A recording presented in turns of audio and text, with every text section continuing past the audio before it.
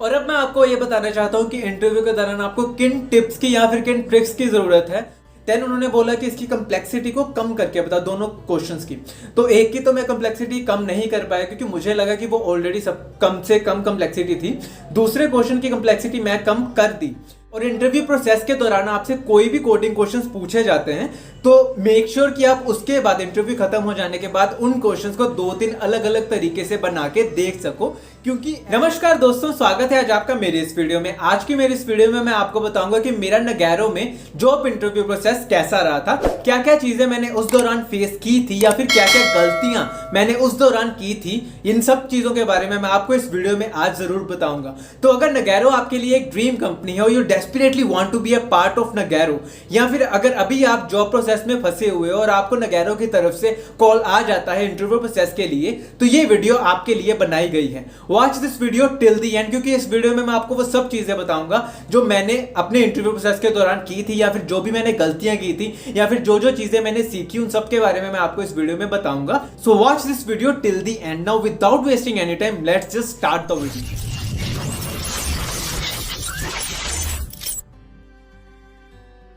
इस वीडियो को शुरू करने से पहले ही आपको बता दूं कि ये interview process offline interview process नहीं है, ये ऑनलाइन इंटरव्यू प्रोसेस है जो कि मैंने पिछले 2 महीने पहले ही दिया है। और कोविड की सिचुएशन में सब ऐसे ही इंटरव्यू हर जगह ले रहे हैं, तो ये उस इंटरव्यू के एक्सपीरियंस के बारे में मैं आपको बताऊंगा। इसके अलावा अगर आपको ऑफलाइन इंटरव्यू के बारे में या फिर इसके पहले इंटरव्यू जितने भी मैंने नगैरो में दिए हैं उन सबके बारे में जानना है, तो इससे पहले भी मैंने एक वीडियो बनाई है, आप उसको जाके देख सकते हो। उसमें मैंने ऑफलाइन और ऑनलाइन दोनों के बारे में बताया है। और ये इंटरव्यू प्रोसेस 3 से 5 तक के एक्सपीरियंस वाले बंदों के लिए बहुत ही ज्यादा हेल्पफुल रहेगा। तो सबसे पहले मैं आपको ये चीज बताऊंगा कि मैंने नगैरो में किस तरह से अप्लाई किया था। मेरे ऑलरेडी बहुत ही ज्यादा दोस्त हैं जो कि नगैरो में काम करते हैं, तो मैंने उन्हीं में से एक को ये चीज बोल दी थी कि मेरा रेफरेंस डाल दे। तो उनमें से एक को मैंने रिज्यूमे फॉरवर्ड कर दिया था और उसने मेरा रेफरेंस डाल दिया था। इसी के कारण मुझे कॉल आ गई और उसके बाद ये सारा प्रोसेस चला। तो नगैरो के इंटरव्यू प्रोसेस में मेरे 6 राउंड हुए थे, जिसमें पहला राउंड था आईक्यू टेस्ट, दूसरा राउंड था एप्टी और रीजनिंग टेस्ट, तीसरा राउंड था कोडिंग टेस्ट, चौथा राउंड था टेक्निकल राउंड 1, पांचवा राउंड था टेक्निकल राउंड 2 और छठा राउंड था एचआर राउंड।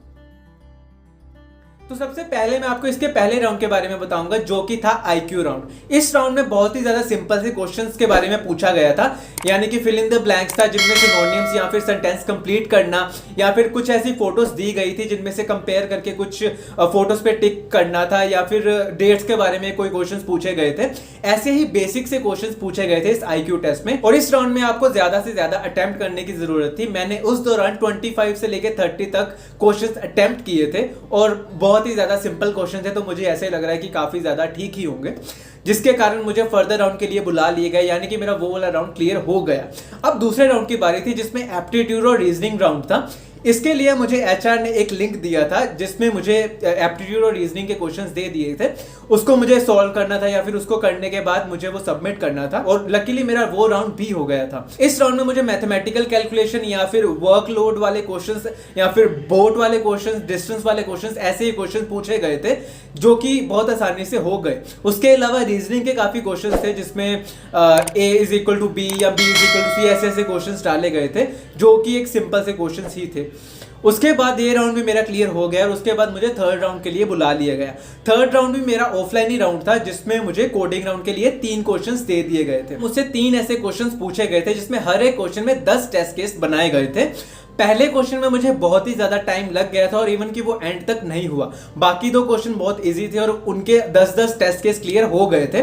पहले जो क्वेश्चन दिया गया था उसके सिर्फ 2 टेस्ट केस ही क्लियर हुए थे, लेकिन बाकी दोनों क्वेश्चन बहुत आसानी से हो गए थे। और ये तीनों क्वेश्चन सिर्फ स्ट्रिंग मैनिपुलेशन पर ही बेस्ड थे, जैसे कि पैलिंड्रोम टाइप क्वेश्चंस होते हैं ना, वैसे ही सारे क्वेश्चंस थे जिसमें सिर्फ स्ट्रिंग को आपको मॉडिफाई करना था और उसके रिलेटेड जो भी टेस्ट केस दिए गए थे उन सबको क्लियर करना था। तो इस राउंड में मैंने 10 के 10 टेस्ट केस दोनों क्वेश्चन के कंप्लीट कर लिए थे और तीसरे क्वेश्चन के सिर्फ 2 टेस्ट केस ही क्लियर कर पाया, लेकिन लकीली ये राउंड भी मेरा क्लियर हो गया और उसके बाद मुझे टेक्निकल डिस्कशन के फर्स्ट राउंड के लिए बुला लिया गया। तो फर्स्ट टेक्निकल राउंड में उन्होंने मुझसे पाइथन, जेंगो और एसक्यूएल बेस्ड क्वेश्चन पूछे थे और इवन की डिप्लॉयमेंट रिलेटेड क्वेश्चंस भी पूछे थे, जिसमें मुझे पाइथन से अगर मैं बात करूं तो बेसिक से लेकर एडवांस तक सब क्वेश्चंस पूछ डाले थे।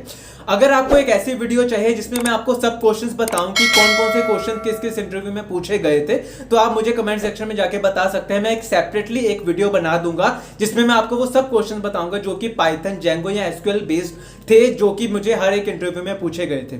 इसके अलावा इसमें भी मुझे ऐसे ही क्वेश्चन पूछे गए थे जो कि मैंने ऑलरेडी बहुत सारे इंटरव्यूज में टैकल कर लिए थे, जो जिसमें मुझे बताना बहुत ही ज्यादा आसान हो चुका था, क्योंकि ऑलरेडी सब क्वेश्चन मेरे लिए नए बिल्कुल भी नहीं थे और सब क्वेश्चन के जवाब मुझे आते ही थे। और लकीली मेरा ये टेक्निकल राउंड भी क्लियर हो गया। उसके बाद बारी आई थी सेकंड टेक्निकल राउंड की।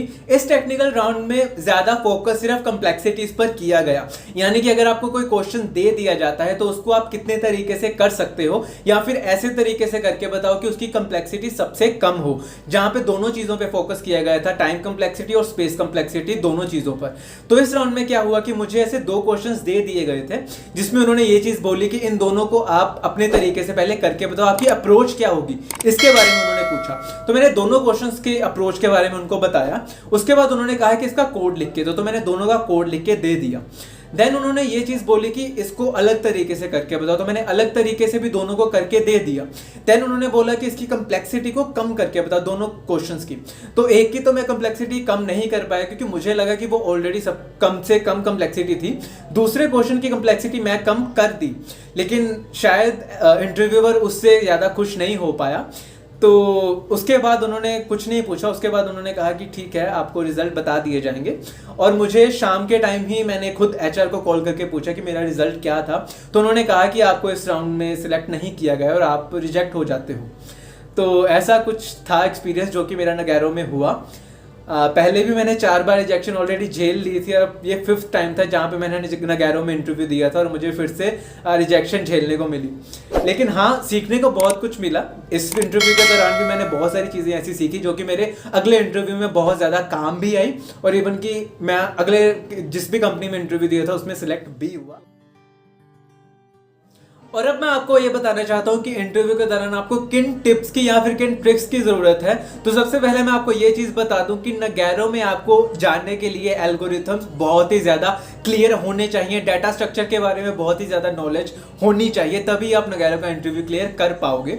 और आप ज्यादा ध्यान दें टाइम कॉम्प्लेक्सिटी या फिर स्पेस कॉम्प्लेक्सिटी पर, क्योंकि नगैरो में सिर्फ यही चीजें ज्यादा मायने रखती है। जब भी आपका कोई इंटरव्यू होता है तो आपको वहां पर सिर्फ यही बोली जाती है कि इसकी कॉम्प्लेक्सिटी कम करके आप उनको बताइए। और इंटरव्यू प्रोसेस के दौरान आपसे कोई भी कोडिंग क्वेश्चंस पूछे जाते हैं तो मेक श्योर कि आप उसके बाद इंटरव्यू खत्म हो जाने के बाद उन क्वेश्चंस को 2-3 अलग अलग तरीके से बना के देख सको, क्योंकि ऐसा भी हो सकता है कि आपको जब फर्दर राउंड के लिए बुलाया जाए तो वही क्वेश्चंस फिर से पूछ लिए जाए और आपको बोला जाए कि इनको अलग अलग वे में करके बताइए और इनकी कॉम्प्लेक्सिटी के बारे में बताया जाए। वेल, ये था मेरा नगैरो का इंटरव्यू प्रोसेस का एक्सपीरियंस जो कि मैंने आपको इस वीडियो के दौरान बताया। इसी के साथ आज के लिए बस इतना ही। अगर ये वीडियो आपको अच्छी लगी हो तो इस वीडियो को लाइक और शेयर करना ना भूलें। और अगर आपके इसके रिलेटेड कोई भी क्वेरी है तो कमेंट सेक्शन में जाके कमेंट जरूर करिएगा और ये भी बताइएगा कि आपको ये वीडियो कैसी लगी। इसी के साथ आज के लिए अलविदा, फिर मिलते हैं अगली वीडियो में।